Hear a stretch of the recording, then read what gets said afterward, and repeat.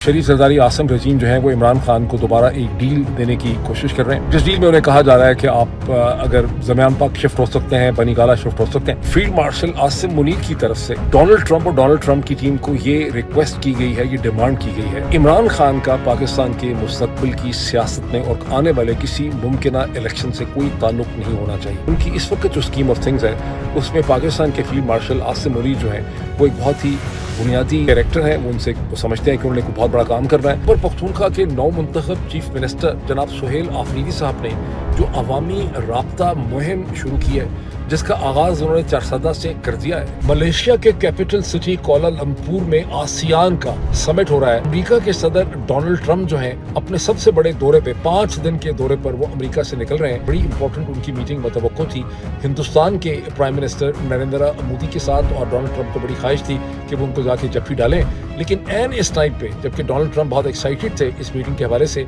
हिंदुस्तानियों ने इस मीटिंग को कैंसिल कर दिया, और कैंसिल उन्होंने बड़े हिंदुस्तानी स्टाइल से किया है। अस्सलाम वालेकुम, this is Mohit Pirzada in Washington United States. मैं एक मीटिंग के लिए आया हुआ था। यकीन मानिए अमेरिका में सूट पहनने का मौका आपको उसी वक्त मिलता है जब आप किसी ऐसी जगह पे जा रहे हो जहां बाकी सब ने भी सूट पहने हो, तो फिर आपको ये जैकेट टाई शाई जो है वो लगानी पड़ जाती है। तो मैं एक मीटिंग के लिए आया हुआ था। वहाँ एक ऐसे सोर्स पर्सन के साथ मीटिंग हुई जिसे ट्रंप इंतजामिया के अंदर, ट्रंप की जो की टीम है, जो कोर टीम है, और डोनाल्ड ट्रंप उनकी पाकिस्तान के हवाले से क्या थिंकिंग है, क्या मामला हैं, क्या डिस्कशंस होती है, उसका उसको बाखूबी अंदाज़ा था। तो उससे जो मेरी मीटिंग हुई उसमें मुझे जो कुछ पता चला मैं अभी आपके साथ शेयर करता हूँ। लेकिन इसको शेयर करने से पहले एक और भी चीज़ मुझे आपके नॉलेज में लानी है। आप देख रहे हैं कि गुज़िश्ता तकरीबन 24-36 घंटों से, अब कह लें कि आसानी से 24 घंटों से पाकिस्तान के ब्लॉगर सफ़ियर के ऊपर बड़ी तेज़ोतुन किस्म की डिस्कशन हो रही है कि कैसे शरीफ सरदारी आसम रजीम जो है वो इमरान खान को दोबारा एक डील देने की कोशिश कर रहे हैं, जिस डील में उन्हें कहा जा रहा है कि आप अगर ज़मीन पाक शिफ्ट हो सकते हैं, बनी गाला शिफ्ट हो सकते हैं। और इसमें एक बार फिर दोबारा जान उस वक्त पड़ गई जब डॉक्टर तारिक फजल चौधरी ने एक प्रोग्राम में कुछ इस तरह से कहा जैसे बाद में राना सनाउल्लाह साहब ने बैक किया। उसके बहुत से बने हुए मुख्तलिफ किस्म के आप उसके बैनर्स जो है वो आप सोशल मीडिया पे देख सकते हैं। उस पर बहुत बहस भी हो रही है कि अगर पाकिस्तान तहरीक इंसाफ एक दरख्वास्त दे इमरान खान के बिहाफ पे कि उन्हें बनी गाला में शिफ्ट कर दिया जाए, ज़मान पाक में शिफ्ट किया जाए, तो शायद हुकूमत को उस पर कोई एतराज़ नहीं होगा। और इसके हवाले से पाकिस्तान के ब्लॉगो सफ़ियर में खासी डिबेट हुई है। कुछ कहता है, कुछ कहता है, कुछ कहता है। उस पर नजम सेठी साहब का भी बहुत सा इस्तदलाल मुझे सुनने का मौका मिला। अब जो मुझे इन्फॉर्मेशन मिली है यहाँ वाशिंगटन से कि यहाँ पाकिस्तान की शरीफ सरदारी आसम रजीम बुनियादी तौर पे field marshal general Asim Munir जो हैं वो ट्रंप इंतज़ामिया को क्या बता रहे हैं और ट्रंप इंतज़ामिया को उनकी क्या ख्वाहिशात कन्वे की गई हैं, वो मैं आपके साथ शेयर करना चाहता हूँ। इस इंतहाई क्रेडिबल सोर्स ने मुझे ये बताया कि फील्ड मार्शल आसिम मुनीर की तरफ से डोनाल्ड ट्रंप और डोनाल्ड ट्रंप की टीम को ये रिक्वेस्ट की गई है, ये डिमांड की गई है कि इमरान खान का पाकिस्तान के मुस्तकबिल की सियासत में और आने वाले किसी मुमकिना इलेक्शन से कोई ताल्लुक नहीं होना चाहिए। ये उनकी एक प्रिंसिपल डिमांड है उनके उस रिलेशनशिप में जिसके सारे ऑप्टिक्स आप देख रहे हैं मसलसल, जहाँ पे Donald Trump my dear field marshal general Asim Munir और बोल्ड एंड दिस प्रिंसिपल वो बात जो है वो करते आपको नजर आते हैं। जब सोर्स पर्सन ने मुझे बताया, I was curious and intrigue, तो मैंने समझना चाहा कि इतनी नाज बर्दारी और इतना मोहब्बत और प्यार है, इसकी वजह क्या है। उसने सोर्स ने मुझे कहा कि डोनाल्ड जो पाकिस्तान ने जो लॉबिस्ट हायर किए थे उन्होंने पहले बहुत मेहनत की, एक रिलेशनशिप उन्होंने बिल्डअप किया स्टीव विटकॉफ के साहिबजादे से। कुछ ये चीज़ें मैं पहले भी बहुत सी डिस्कस कर चुका हूँ, लेकिन अब जिस तरह से मुझे पता चली है उसी तरह से आपके सामने दोबारा रख रहा हूँ। तो वो रिलेशनशिप तो पहले से चल रहा था, लेकिन जब 18 जून 2025 को डोनाल्ड ट्रंप के साथ लंच मीटिंग हुई पाकिस्तान के जनरल आसिम मुनीर की, तो जो लंच मीटिंग थी वो इस चीज़ के ऊपर कंटिंजेंट थी। वो लंच मीटिंग की बेसिक कंडीशन ही यही थी कि ये कह दिया गया था कि पाकिस्तान की हुकूमत अमेरिका के सदर डोनाल्ड ट्रंप को नोबेल पीस प्राइज़ के लिए रेकमेंड करेगी। यानी वो मीटिंग दिलवाई ही इसलिए गई थी कि पाकिस्तान ने उनको नोबेल प्राइज़ के लिए रेकमेंड करना है। और ये मीटिंग जो है वो स्टीव विटकॉफ और उनके साहिबजादे ने दिलाई थी, जिनसे पहले भी फील्ड मार्शल आसिम मुनीर की मीटिंग हो चुकी थी। और एक सेकंड मुलाकात उस वक्त भी हुई जब 7 और 10 मई 2025 के दरमियान में, जब हिंदुस्तान पाकिस्तान के दरमियान जंग जारी थी, उस वक्त स्टीव विटकॉफ के साहिबजादे ने पाकिस्तान विजिट किया और जनरल आसिम मुनीर से उन्होंने मुलाकात की। सोर्स का ये कहना था कि हिंदुस्तान के ऊपर जो बहुत ज़्यादा दबाव डाला डोनाल्ड ट्रंप ने जंग रोकने के लिए, उसकी बुनियादी वजह ये थी कि फील्ड मार्शल आसिम मुनीर उससे पहले ڈونلڈ ٹرمپ کے ساتھ اور ڈونلڈ ٹرمپ کی ٹیم کے ساتھ بہت ہی قریبی قسم کا ایک ٹرسٹ کا ریلیشن شپ جو ہے وہ ڈیولپ کر چکے تھے. بہرحال سورس نے یہ کہا کہ آپ اس چیز کو نوٹ کیجئے کہ 18 جون کو جب ڈونلڈ ٹرمپ کو نوبل پرائز ریکمینڈ کرنے کی بات فیلڈ مارشل عاصم منیر نے کی اور وائٹ ہاؤس نے کہا کہ یہ میٹنگ ہوئی اس لیے تھی کہ پاکستان کی حکومت جو ہے وہ نوبل پیس پرائز کے لیے ریکمینڈ کرے گی، اس کے تقریباً 19 دن کے بعد 7 جولائی 2025 کو اسرائیل کے پرائم منسٹر نیتن یاہو نے ایک کاپی پریزنٹ کی ڈونلڈ ٹرمپ کو، جس میں انہوں نے کہا کہ پریزیڈنٹ میں نے اور ہماری اسرائیل کی حکومت نے آپ کو نوبل پیس پرائز کے لیے ریکمینڈ کیا اور یہ وہ لیٹر ہے جو ہم نے نوبل کمیٹی کو بھیجا ہے آپ کے بہاف پہ آپ کو ریکمینڈ کرنے کے لیے. افسوس کا کہنا یہ ہے کہ آپ اس سے اندازہ لگائیں کہ پاکستان کے لابسٹ جو ہیں یا پاکستان کی جو بھی سارا اسٹرکچر ہے ملٹری کا، ان کو وائٹ ہاؤس کی اور ڈونلڈ ٹرمپ کی جو ضروریات اور ان کی ایموشنل ریکوائرمنٹس ہیں اور ان کی جو نبض ہے اس کا اسرائیل سے بھی زیادہ بہتر پتہ تھا کہ اسرائیل نے بھی پاکستان کو کاپی کیا اور انہوں نے دیکھا کہ ڈونلڈ ٹرمپ کے اگر آپ نے قریب ہونا ہے، ڈونلڈ ٹرمپ کے آپ نے قربت حاصل کرنی ہے تو آپ کو اس قسم کی چیز کرنی ہوگی. پھر میں نے سورس پوچھا کہ آخر جو اتنی زیادہ یعنی اتنی محبت ہو گئی ہے فیلڈ مارشل سے، تو امریکہ کے پریزیڈنٹ ایکسپیکٹ کیا کرتے ہیں؟ اس پہ سورس کا کہنا تھا کہ وہ ٹھیک طرح سے نہیں کہہ سکتے کیا ایکسپیکٹ کرتے ہیں، لیکن یہ ہے کہ وہ یہ سمجھتے ہیں کہ ان کی اس وقت جو اسکیم آف تھنگز ہے اس میں پاکستان کے فیلڈ مارشل عاصم منیر جو ہیں وہ ایک بہت ہی بنیادی کیریکٹر ہیں. وہ ان سے سمجھتے ہیں کہ انہوں نے کوئی بہت بڑا کام کرنا ہے اور ان سے فون پہ بھی ان لوگوں سے ملاقات جو ہے ہوتی رہتی. اچھا، ابھی سورس نے ایک بڑی انٹرسٹنگ بات کی جو میں نے دیکھا کہ وہ بعد میں اس طرح سے صحیح نہیں ہے. انہوں نے کہا کہ اس وقت اتنی قربت ہو چکی ہے کہ پاکستان کی حکومت یا تو اپنے جو لابسٹ انہوں نے ہائر کیے ہوئے تھے 3 4 5 ان کو ختم کر چکی ہے یا ختم کرنے والی ہے.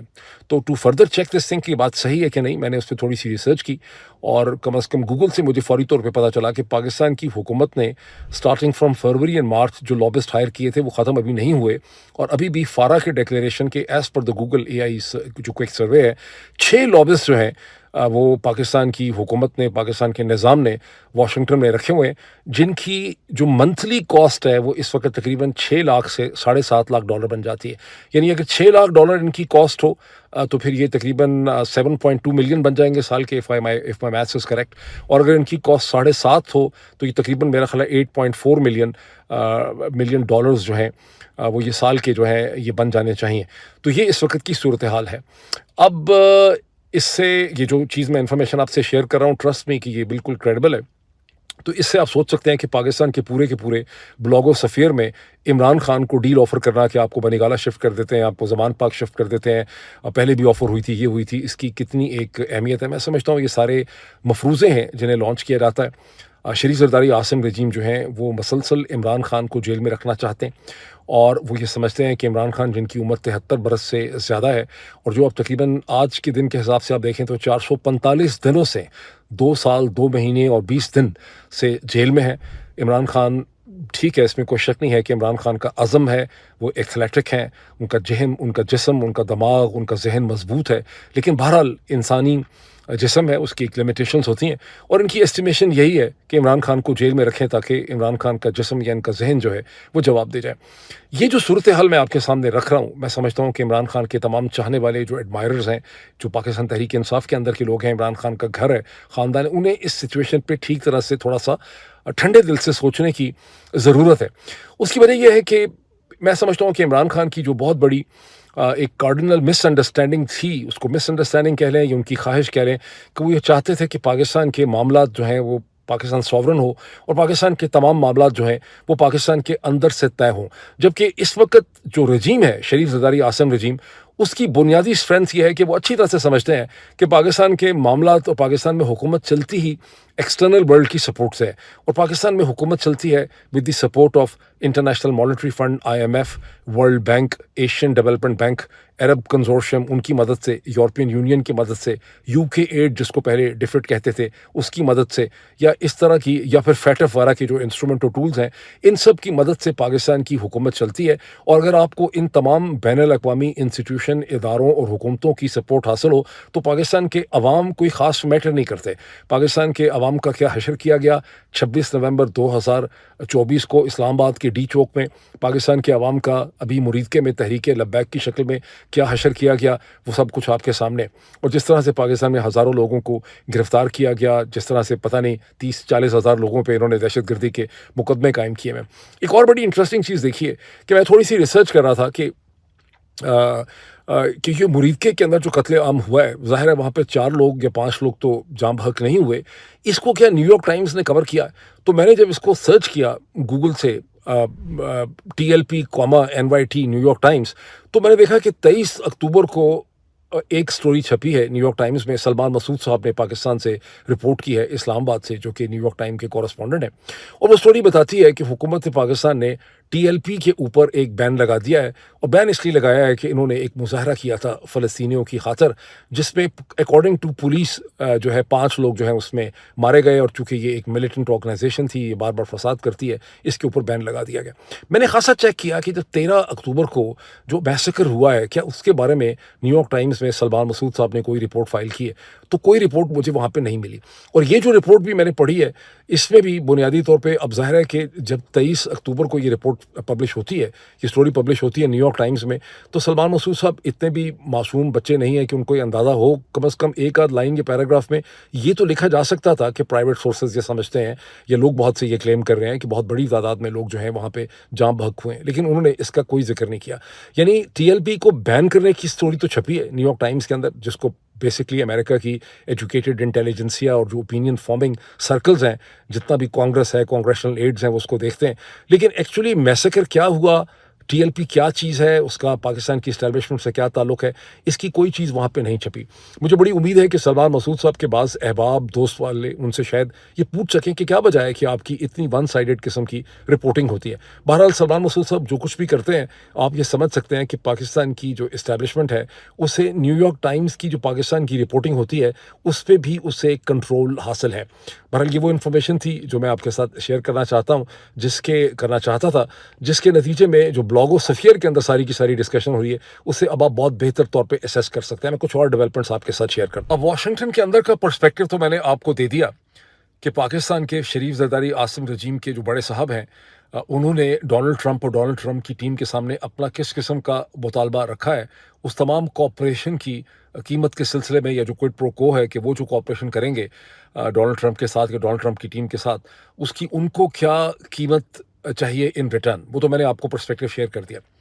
लेकिन इसका हरगिज़ ये मतलब नहीं है एज अ कीन स्टूडेंट ऑफ हिस्ट्री कि पाकिस्तान की सियासत में वही होगा जो वाशिंगटन चाहेगा।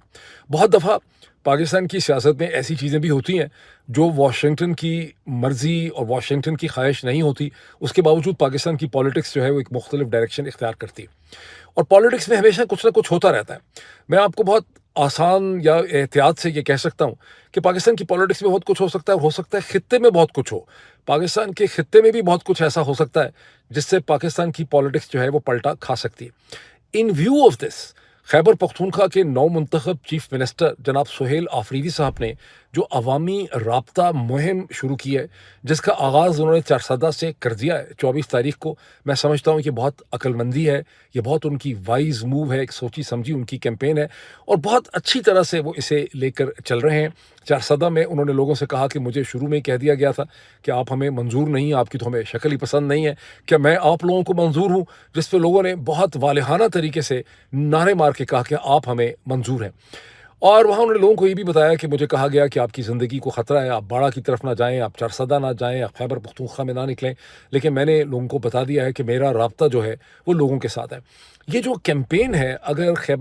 जो चीफ मिनिस्टर हैं सुहेल आफरीदी, ये इस अवामी राब्ता मुहिम को इसी तरह से समझदारी के साथ हर दिन हर हफ्ते आगे बढ़ाएंगे, हर हफ्ते में कम से कम इस किस्म की 3 वो मीटिंग्स करेंगे मुख्तलिफ ज़िलों के अंदर, डिस्ट्रिक्ट के अंदर, शहरों के अंदर, तो मैं समझता हूँ कि इस पाकिस्तान की जो पॉलिटिक्स है उसके ऊपर इसके मुस्बित असरात जो है वो मरतब होंगे। अब खैबर पख्तूनख्वा के चीफ मिनिस्टर ने इसी दिन में उन्होंने एक नोटिफिकेशन इशू किया जिसमें KP की पुलिस के लिए नई गाड़ियां, नया इक्विपमेंट जो है उसका ऐलान किया गया। अगर एक तरफ ये है तो दूसरी तरफ से 2 खबरें KP के लॉ एंड ऑर्डर के हवाले से या दहशतगर्दी के हवाले से हमारे सामने आई इन्हीं 24 घंटों में। एक तो खबर है हंगू की, जहां KP की पुलिस की पोस्ट्स के ऊपर अपेरेंटली ٹی ٹی پی نے حملے کیے جو انہوں نے امپرووائز ایکسپلوسو ڈیوائسز سے کیے، یکے بعد دیگرے بام بلاسٹ ہوئے جس میں 3 پولیس کے جوان جو ہیں وہ جاں بحق ہوئے ہیں، جس میں ایک سپرنٹینڈنٹ پولیس بھی ہیں، اور اس کے حوالے سے مذمتوں کا ایک سلسلہ جاری ہے۔ اسی 24 گھنٹے میں ایک دوسرا بھی آپریشن رپورٹ ہوا ہے جو آئی ایس پی آر کی پریس ریلیز سے ہمیں پتہ چلتا ہے کہ ٹانک کے علاقے میں جو ہے ایک آپریشن کیا ہے پاکستان کے لا انفورسمنٹ ایجنسیز نے یا پاکستان کے ملٹری نے، اور جہاں انہوں نے کہا ہے کہ ہم نے اب یہ نہیں پتہ چلتا کہ جن کو وہ اڑا رہے ہیں وہ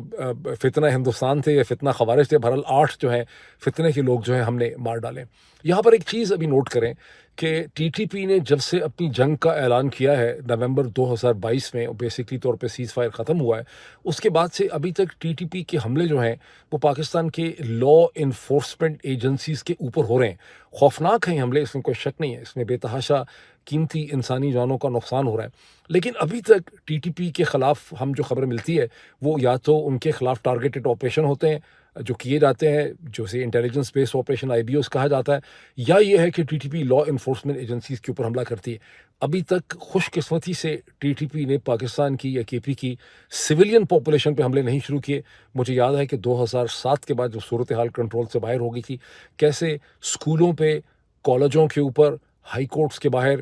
سول پاپولیشن جو تھی، بس اڈوں پہ، مختلف جگہوں پہ ان پہ حملے کیے گئے تھے۔ میرے ابھی بھی ذہن میں یہی آتا ہے کہ اس کا ایک پولیٹیکل حل جو ہے وہ ہونا چاہیے، ورنہ یہ صورتحال صرف جنگ و جدل سے سنبھلنے والی جو ہے وہ نہیں ہے۔ اب آئے اس چیز کی طرف کہ یہ پاکستان کا جو خطہ ہے اس کے اور امریکہ کے درمیان اس وقت کس قسم کے پاور ڈائنامکس ہیں، بیکاز یہ جو پاور ڈائنامکس ہیں ان کا بھی الٹیمیٹلی پاکستان کی سیاست کے اوپر اس کا اثر مرتب ہونا ہے، وہ کہ اس سٹیج پہ بہت سے جو لوگ ہیں وہ شاید ان کو اس کا ٹھیک طرح سے احساس نہ ہو، لیکن میں آپ کو خبردار کر رہا ہوں کہ اس کے اثرات جو ہیں وہ مرتب ہونے۔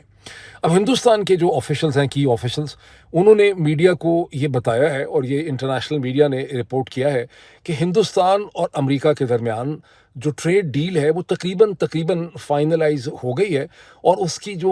ایک نوک پلک جو ہے وہ درست کی جا رہی ہے، یعنی اس کی لینگویج جو ہے وہ بنائی جا رہی ہے، بہت جلدی اس کا اعلان ہو سکتا ہے۔ اور ایکسپیکٹ یہ کیا جا رہا ہے انڈیا کی طرف سے کہ اس میں جو ڈیوٹیز ہیں جن کو ڈونلڈ ٹرمپ 25% کر کے 25% کر کے 50% پہ لے گئے تھے، یہ کہیں 15-16% پہ جا کے ٹھہریں گی۔ اب یہ ٹریڈ ڈیل کیا ہوگی؟ ہندوستان کے جو کامرس منسٹر ہیں پیوش گوئل ان کا نام ہے، وہ مشرق وسطیٰ میں کہیں تھے، جہاں انہوں نے اخباری رپورٹرز کے ساتھ نمائندوں سے بات کرتے ہوئے کہا کہ ہندوستان اپنی انرجی چوائسیز اور اپنی ایگریکلچر مارکیٹ اور اپنے فارمرز پہ کسی بھی قسم کا کمپرومائز نہیں کرے گا۔ لیکن ایسا لگتا ہے کہ یہ محض ایک پولیٹیکل قسم کی اسٹیٹمنٹ ہے، کیونکہ جو زیادہ کریڈیبل سورسز ہیں میڈیا کو وہ بتا رہے ہیں کہ ہندوستان نے ایگری کر لیا ہے کہ وہ امریکہ سے سویا بینز اور مختلف ایگریکلچر پروڈکٹس اور مصنوعات جو ہے وہ امپورٹ کرے گا، اور ہندوستان جو رشین آئل کو امپورٹ کرتا تھا اس کی امپورٹ میں ڈراسٹک ریڈکشن ہو جائے گی۔ اب یاد رہے کہ تقریباً میرا خیال 10 دن پہلے 15 اکتوبر کے آگے پیچھے ڈونلڈ ٹرمپ اور نریندر مودی کے درمیان آخری دفعہ ایک فون کانورزیشن ہوئی تھی، جس کے بعد حسب عادت اینڈ حسب روایت جو ہے ڈونلڈ ٹرمپ نے ذاتی طور پہ یونیلیٹرلی اعلان کر دیا کہ ہندوستان جو ہے وہ اب اپنی رشین آئل کی امپورٹس جو ہے اس میں بہت زیادہ کمی لے آئے گا۔ اس کے فوراً بعد